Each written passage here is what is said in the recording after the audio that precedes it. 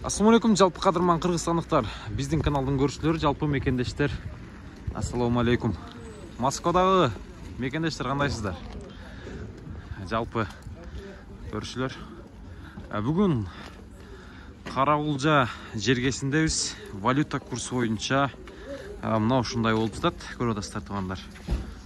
Доллар түшүп кетти, 80 сатып алгандан сатуу 82 болду. Рубль 92. Көрүнүп атабы сиздерге.